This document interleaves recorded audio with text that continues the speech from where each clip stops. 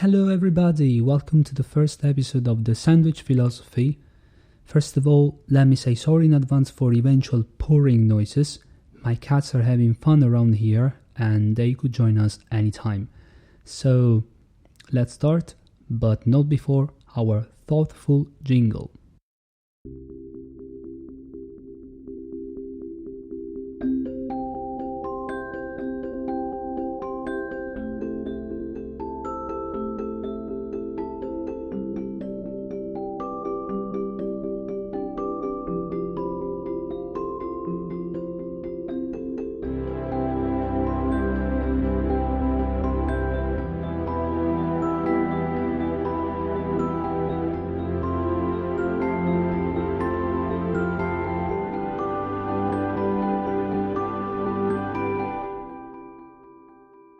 So, something about the name of this channel. A name that, just for the record, I didn't come up with when I was eating a sandwich. It would have been too banal and from a certain point of view also immoral.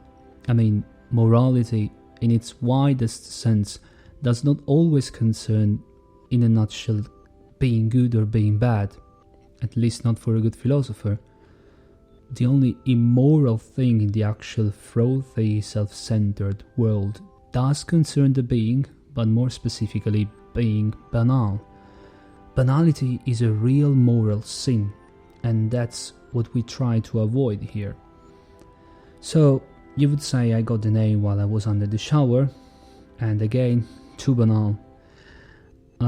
I came up with the name while I was cuddling my dog, and I remember I was obsessed with one obsessing concept: change. It goes without saying, everything changes. Our body, our mood, nature, societies, cultures. Even my dog oddly and suspiciously changed the way she was looking at me while I was thinking about changing her whole color. But let's keep it simple. Just taking a look around and we notice how changing is naturally natural, and to go against it would mean to go against life itself. But we still have this unnatural tendency not to change. Why? Because we feel safe and comfortable staying where we think we are protected by external threats.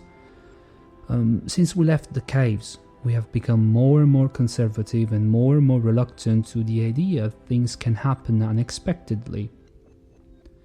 We worship predictability also as a consequence of the fact we have mastered Mother Nature so much that we arrogantly believe we can fully control its unpredictable forces.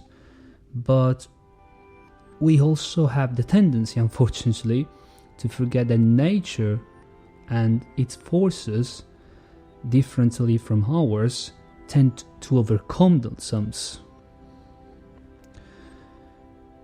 One other thing about changing is healthy only when we are doing well in our life and not when we are doing bad.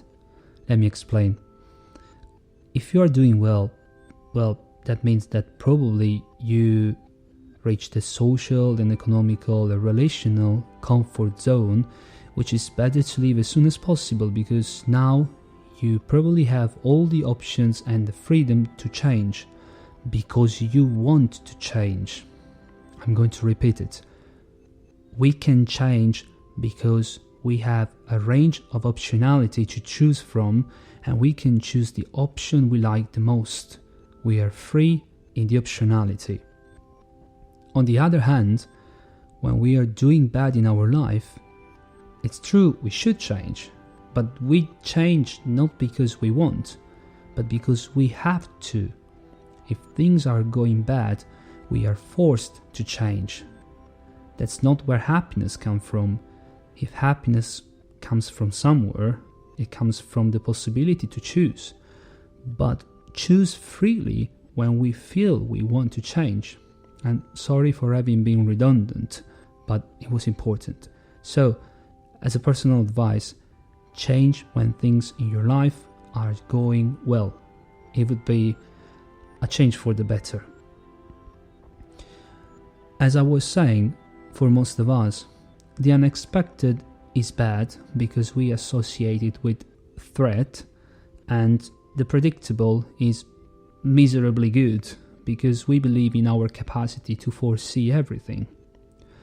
With all due respect, that's so boring, so sad, so banal, so unhuman. Despite we try to predict future events, unexpected factors will always appear on our path because that's what life is, an unexpected journey. What did you expect from something that apparently happens for no reason and it ends because of a great variety of reasons? It seems a contradiction, and in the end, that's what likely life is. That's also why we don't like changing, because we should leave our apparent predictable banal comfort zone where we are scared of external ghost threats, while we would only realize that we have become the worst threat to ourselves. That, to be honest, was unexpected for the Homo sapiens, whose main feature is actually self-disillusion. In the meanwhile, I was still stroking my dog, who was pitifully looking at me like she was saying, "Oh, you silly human, stop thinking." And she was right. We are silly humans. As a matter of fact, we do think. I definitely do. Anyway, everybody does. Either too few or too much. But that's our most powerful strength. Also according to the French philosopher Pascal, who thought, in a nutshell, that the human being is the weakest thing in the universe. We are the most fragile thing, and the universe is able to kill us with its unimaginable forces. But when we die, universe, nature, call it as you wish, say universe, doesn't know it's killing us, while we, silly humans, we do know, we are aware we are dying. So, thinking is a gift. The point is to understand how to think. I'm not saying I want to teach you how to think or that a thinking is better than another one. I'm not your teacher and I don't want to be. I'm just saying you should understand how to tame your thinking power, not to be overwhelmed by your own thoughts, which, by the way, are just a product of your mind. Remember, we are not our thoughts, and our thoughts are not us. To understand who we really are, we have to unglue ourselves from our wall of thoughts, climb it, and meet the person beyond that wall. I'm just saying that we can better see what there is outside and better think about what we have inside thanks to philosophy and sandwiches. It sounds crazy, but it is what it is. Why sandwich and philosophy? Well, both have much more in common than you think. First and foremost, they are both made of layers. The ingredients change from person to person according to our preferences, of course, but what you generally find in every sandwich are layers, which have mainly the function to keep certain ingredients separated from each other. The question is, why? Why do we need layers for a good sandwich? Because remember, a good sandwich is so only if it's made of layers. Bread and filling, and so on. Most people would say that the interesting part of a sandwich is the filling, but also think of the fundamental importance of the bread. First, it doesn't let your fingers get dirty, unless you're very hungry, and you tend to exaggerate with mayo or ketchup, and it keeps all the sandwich structure solidly together. Bread and filling depend on each other, not in terms of a relationship based on the addiction, but in terms of a bond that relies on the mutual willingness of the parts. Just to paraphrase Eric Fromm, The bread and the fillings of our sandwich, of course, don't love each other because they need each other. On the contrary, they need each other because they love each other. This is what an authentic relationship is made of. And this is the way to prepare the best sandwich ever. Anyway, my apology to Eric who is definitely cursing me now from the heaven. Philosophy is much more the same. It is made of layers of creamy thoughts of any sort, kept all together by slices of anthropological focaccia, historical multigrain bread, political sourdough bread, social whole wheat bread, and religious brioche, and so on. Okay, now, if you're still listening and police is not ringing my door, it means that either you are very brave or you are a very sadistic person, and many times the two things are the sides of the same coin, because in the actual society, you really need to be sadistic to be brave, and you have to be brave to avoid sadistic people. It's a vicious circle, but believe me, the best is yet to come. So let's put it very clearly. From a sandwich point of view, the world is mainly divided in two macro categories. People who eat sandwiches pretty much unconcerned about what they are chewing and swallowing. They mainly think that food is a functional device with which they fuel their body. Nothing against it. That's a very respectable way of eating. But on the other side, we have people who are slightly more keen on letting their tongue and brain participate in the sensory experience of just eating. I personally don't belong to the former group, but to the latter. And yes, you can say that I belong to the boring, geeky group that can only criticize everything. Yeah, probably you're right. But you know what? I'm proud of it. And I tell you why. Because we tend to give the words criticism, critic, critique a negative connotation, while they all come from the same Greek word, krinein, which means divide, distinguish.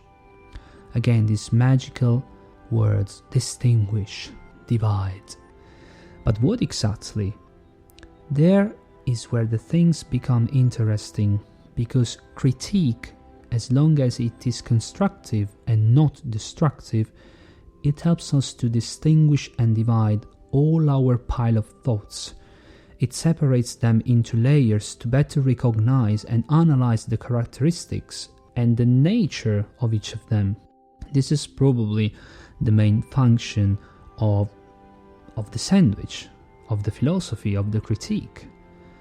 They help us to distinguish the different layers of the reality, not to seize the truth, but to comprehend the world in all its nuances. Comprehension is of far greater importance than truth. Philosophy itself doesn't want to find the truth, but it wants to clarify the overlapping layers of thoughts and beliefs. In this way, the trip is much more fun and safer. I mean, you can drive in a sunny day, not knowing the route, it doesn't matter, you'll find a way, it's sunny. But you can't drive the entire trip in the fog. In the end, you lose your orientation. Orientation and the sun have an intertwined bond. Let me explain. Where does the sun rise? East. Where is east? Orient. So, in the Orient, we find our orientation because there is where light is. So, critique gives us a sort of orientation. It generously grants the tools to distinguish the layers of the sandwich and to better enjoy every bite of it, to amplify every kind of experience. Let's say that in this way our sandwich will be philosophically more digestible and comprehensible. So, if you are the kind of person who mainly likes stuffing himself or herself with food, keep on listening. You never know, you could change your mind, and I could also change mine at a certain point. I generally do it every second, which means you have the high ground. How do we prepare our sandwich? Each of us has his or her own way, but we all choose the ingredients taking into account two principal things: the way the flavors will get along and the way the flavors will contrast with each other. For this podcast, I'll generally try to take into account both methods, and for today I chose a 3-layer sandwich with 3 different characters who will be kept together by slices of every kind of thoughts and constructive critique, because I want to try to clarify some interesting similarity, contrast, connection, incongruity, ambiguity among them. And we will consider 2 essential concepts: cowardice and caution. So keep those in mind. Let's start with Hamlet. Well, who's the best after all? He's even called Hamlet. That's nice, I just realized it. He's our Hamletus. That was terrible. Anyway, jokes aside, Hamlet is literally half ham and half lettuce. Sometimes his character is too salty, in the sense he is often angry, agitated and upset, and sometimes, ironically, he tastes like nothing. He struggles with this eternal tension of doing and not doing, being and not being. So, he's the Hamlet as a character of the play, of course, acting a part because he doesn't have the bravery to deal with his own overwhelming reality, or is Hamlet really like that? Let's say that we will never find the ultimate answer to this dark conundrum, but we know his tension to be real, and the crack inside himself drives Hamlet from being fully committed to take revenge against his father's homicide to never take any factual decision. He's the least dynamic character in Shakespeare universe. He is like paralyzed in himself since the lack of himself. And from a certain perspective, he is more than excusable, because think about it, Hamlet is just a young Danish guy. Danish. So, because of his Northern European culture, he has already tons of problems with his emotional side. And he is also quite young when he figures out about his uncle killing his father, his mother getting laid with his uncle, Ophelia, who kills herself because Hamlet doesn't want to have Danish psychopath babies to lighten up his already miserable life. And yet, his age is not really important. His streak of theatricality forces all of us to make this question: how do we deal with our daily problems? Is it better to face them, or just hiding out and putting everything off? We can definitely assume that the cause of his attitude and the reasons of his to be and not to be soliloquy, where he wonders about committing suicide, the cause of his melancholy was not the unexpected happenings of his life, but the lack of reaction to those happenings. Hamlet gets devoured not by his thoughts, but by the lack of power of reordering those thoughts. The misty atmosphere of Elsinore and of the entire play correspond to the misty inner unlayered chaos of Hamlet's thoughts, who, in the end, is an actor who literally never acts, and yet we can still empathize with him. I don't think you, I, or whoever would have done better in a big, humid, gloomy, spooky, depressive, incestuous Danish castle of the 16th, 17th century, where your murdered father appears to you as a ghost. I mean, I'm just using a hyperbole, and I know, compared to other modern awful tragedies, Hamlet is kinda lucky. And you're right, but at least we have to empathize with him, and we can assume that the edge between his being coward and cautious is very, very thin. People do things to Hamlet, but he never reacts. It's like a sponge, he absorbs everything until when his inflamed consciousness explodes and subliminally invites him to do something, eventually, but something against himself. Hamlet's soliloquy is an exhortation, a confession of his consciousness, which is leading him to consider the suicide as the only doable solution to his unbearable life. To be or not to be? To be or not to be what? To be or not to be alive? To be or not to be a bearer of the burdens of his apparently illogical existence? Also here, after an intense poetical and philosophical turn of phrase, Hamlet doesn't take any decision. Is he coward or cautious not to commit suicide? The answer changes from person to person, from interpreter to interpreter, and from a system of belief to another. Let's say that every time we want to try to understand a certain behavior, like being coward or cautious in a certain situation, we have to contextualize it. Just an easy example. Between the 30s and the 40s of the 20th century, were German people, I mean the not brainwashed ones, were they coward or cautious not to say anything against what was happening in the lagers? You would say cowards, because they had the moral duty to say something against such a dreadful and inhumane thing. Others would say cautious because they had to protect their families from possible political consequences. Our bias, our culture, our system of beliefs, and our judgmental prejudice take advantage of us and of our rational power whenever we want to establish what is good or not, what is right or not. But we should always try to make the intellectual and rational effort to put ourselves into the other's shoes, to really understand if we are on the executioner's side or, if we have been lucky, on the executionee one. This brings us to our second filling, Mr. Kurt Cobain, an icon, an idol, a cult figure who underwent something very similar to Hamlet's life.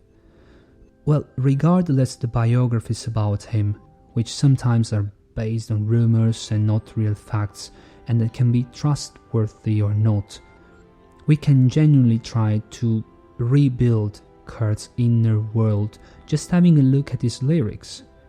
I'm not going to take any particular one into analysis because the sum of all of them gives us one very clear result. Kurt was wondering in himself, exactly like Hamlet was doing in the misty Elsinore. Kurt was looking for orientation in the fog of his oversensitive way of perceiving the world. You know, poets and thinkers like Kurt have the privilege of feeling life much more powerfully and intensively than a normal person.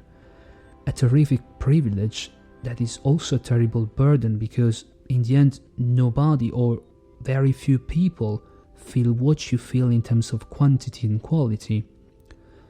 You end up feeling so much that eventually you feel alone.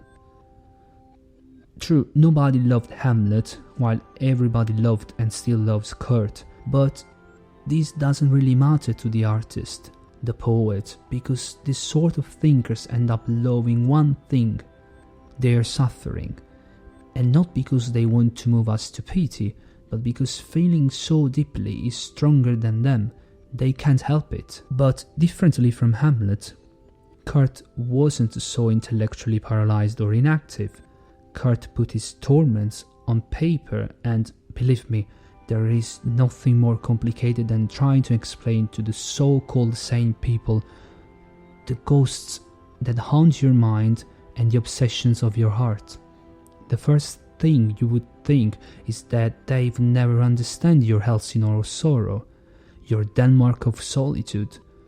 So, that said, I consider all Kurt's lyrics as priceless gifts, his testament, and they are also the proof of his underestimated and immeasurable bravery, the bravery of this apparent so weak blonde artist who wandered in the world as a silent ghost, looking at and pointing out all the contradictions of the polarized human nature.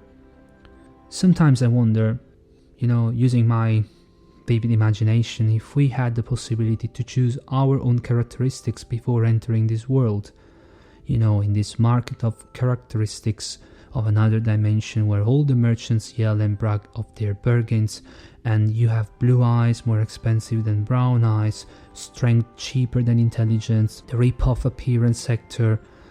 And if so, I naively wonder what Kurt had in mind when he chose his. You would say, but in the end he took his life. His life ended bad. He was a coward. It was a tragedy. That's why I want to move to the last filling of the sandwich of today. I'm talking about Sophocles, one of the 3 Greek tragedians whose play have survived. So, to analyze the concept of tragedy in its wholeness, who might know tragedy better than its inventor? Well, in Sophocles' play, Antigone, he gives a stunning depiction of the real meaning of tragedy. Antigone wants to bury his dead brother Polynices, but the king of Thebes, Creon, doesn't want to because Polynices was a traitor of his country. Doing so, Creon goes against the law of the gods, who are displeased, refusing to accept the sacrifices or the prayers of Thebes. Everybody tries to convince Creon to change his mind. Antigone, who was put in jail, Creon's son, who was in love with Antigone, even the blind prophet Tiresias, who warns Creon of the consequences of his behavior. And you know what they say, as you make your bed, you must lie in it. Because when Creon finally decides to set Antigone free, it's too late. She hung herself. And it's too late for Creon's son and wife. They all kill themselves. So that's the fundamental cornerstone of the tragedy. Tragedy ends bad, that's true. But a tragedy is so since we realize we should have acted differently when it's too late. When it's too late, our inaction makes things being irreversible. That's really tragic. The tragedy of Hamlet takes place because he never realizes what to do with himself and with his life. For Hamlet, it is always too late. His extreme cowardice or caution bring him to be killed by a poisonous sword. He doesn't even have the guts or the common sense to do it by himself. Hamlet gets buried though. Differently from Polynices, who had to stay unburied because Creon wanted to show everybody how he dealt with the traitors. Horatio, Hamlet's friend, claims Hamlet to be buried, and I quote from the 5th act, "High on a stage be placed to the view, and let me speak to yet unknowing world how these things came about."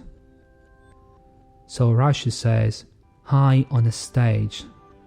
Hamlet didn't do much on the stage of his life, and yet, karma, he gets a stage to eternally rest and show the world how bipolarly human nature works. Hamlet's tragedy is a tragedy of words. That's the way he answers Polonius when this asks Hamlet about his problems. Words, words, words. 3 times. A personal religious trinity of doom. Kurt's tragedy is represented and clearly manifested by his own words too, by his lyrics. A life felt too much to keep on feeling it further. Feeling, living, for an artist, these are the same thing. What if you don't want to feel anymore? Cowardly keep on feeling at the same time cheating on yourself and your coherence? Well, honestly, I don't feel I can judge what Kurt did because I'm not able to feel what he felt. Or didn't feel anymore.